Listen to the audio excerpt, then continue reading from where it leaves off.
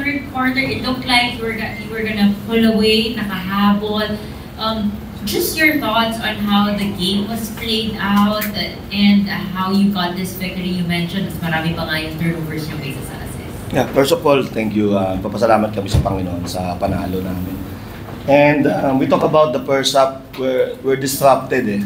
You disrupted yung offense namin because of the defense of Blackwater, and we have a lot of turnovers on the first quarter. I think more turnovers than assists. And I talked to the guys about execution, moving the ball, finding the open guy, and be smart on the execution. Kasi yun nga eh, disrupted nga kami. So yun lang, ginawa lang namin more patience on offense, and at the same time we want to be more aggressive on the defensive end, so to create also turnovers para kahit paano may easy points kami.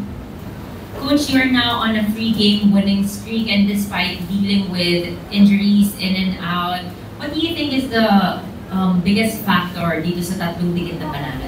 I think our competitiveness and our effort, our aggressiveness on both ends of the floor. I think yung ano ngayon, yun yung pinag-usapan namin with our yung mindset namin nung yung Hinebra, that's where we're also kumbaga nandun kami.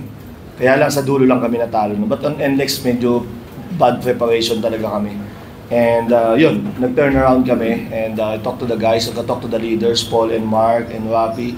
And we need to get serious, and we need to have that competitiveness in practice. Maganda lang doon, medyo nabuo kami with the pagbalik ni Aris, tapos ngayon si Asyong, si Jerry nandyan. So nabubuo yung ensayo namin kasi talagang yung mga ilang weeks na talagang hirap kami dahil wala kaming sa practice eh. So now nagiging competitive ulit yung practice namin, lumalabas sa game. Thank you, Coach. Now, Mark, back-to-back player of the game honors, and despite playing through an injury, ano nag-fuel dito sa magandang pinapakita mo the past game?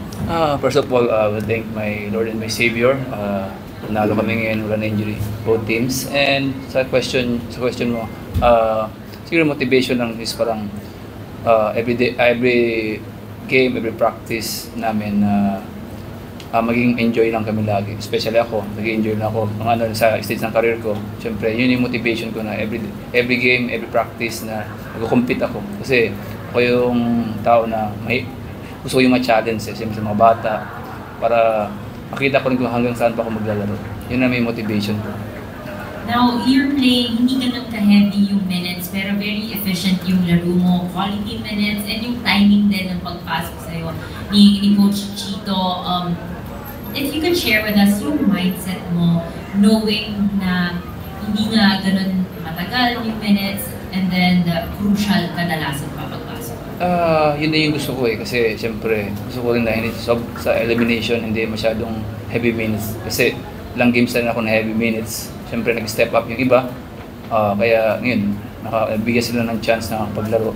Kaya yung mga iba, yung minuto ko na last 2 games na parang heavy minutes, siyempre ngayon, nabibigay rin sa kanila. So, maganda para sa akin yun is going to the playoffs, hindi naman bugbog sa paglalaro.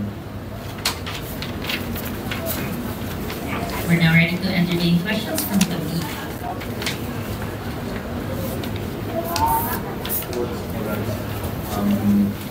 Three straight na kayo, 4-2 days standings. Saturday sa Xiaomi play, regular shares. So, 5-game winning streak. Worries mo sa, anong worry mo sa lalaro mo ng regular share? They are the hottest team, and they played very, very well. Parang grabe yung nilalaro nila ngayon. And we just need to prepare hard mentally and physically because yes naman naglaro sila kanina, naglaro kami ngayon. So walang advantage, walang disadvantage. I think ano lang to, it's very good for the fans in Chaong.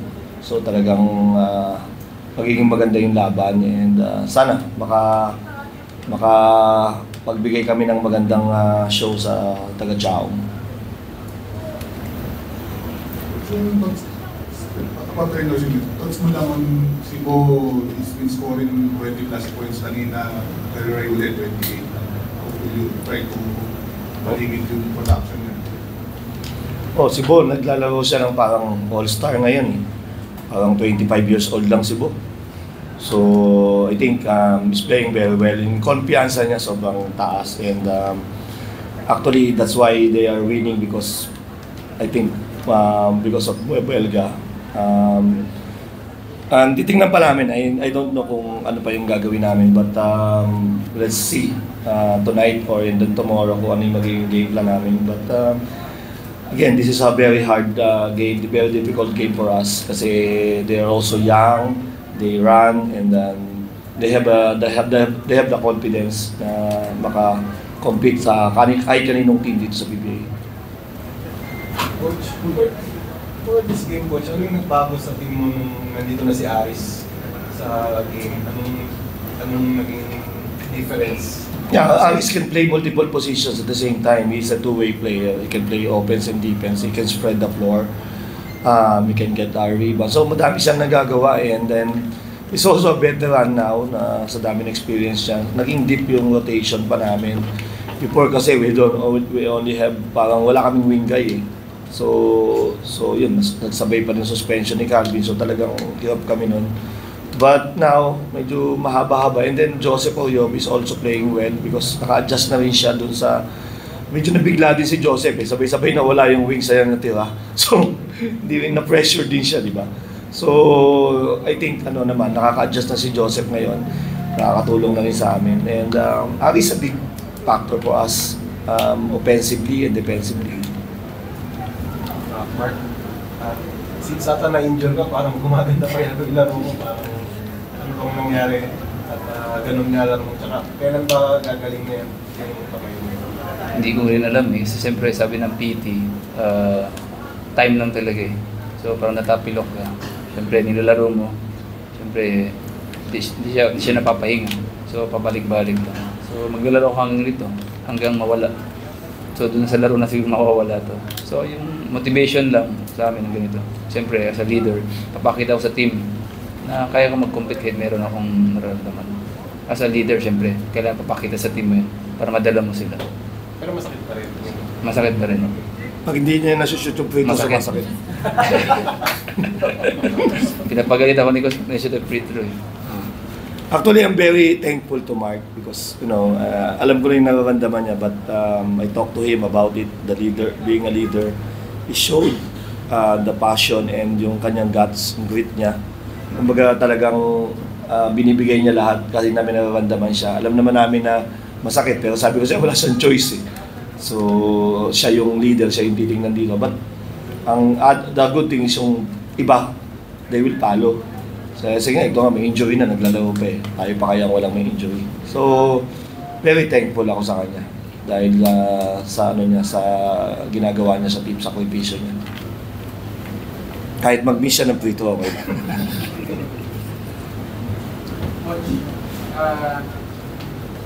Coach, nasabi nga niyo na parang gusto ko yung sarili niya against sa mga bata sa motivation niya. Ano mo sabi niya na ganito yung nilalaro niya at 37 years old? Ha? 37 na ba yan? 38. 37 na ba siya? Parang 30 lang yan eh. I mean, 38. si Mark, hindi mo nagpapabayaan eh. I mean, nakikita ko siya kung gano'n niya inalagaan yung katawan niya. Yung kanyang kinakain, talagang kamote lang sa umaga yan eh. Saka itlog. So talagang alagang-alaga niya yung katawan niya. And I think yun yung one of the biggest factors siguro na nakakasabay siya sa mga bata because inalagaan talaga niya ng katawan niya na mabuti. Yun lang, medyo siguro yung recover medyo matagal-tagal ng konti because yun nga, medyo mahaba-haba ng minuto yung tinatakbo niya. But kami pinipilit namin na kahit paano ma-lower yung minutes niya para he's ready for the playoffs kasi para hindi siya nauubos. And hopefully our guards like Gio, Jed, Asyong, and Jerry can help him doon sa spot na yun para hindi rin siya masyadong masunog. Okay, that's it for our post-game press conference.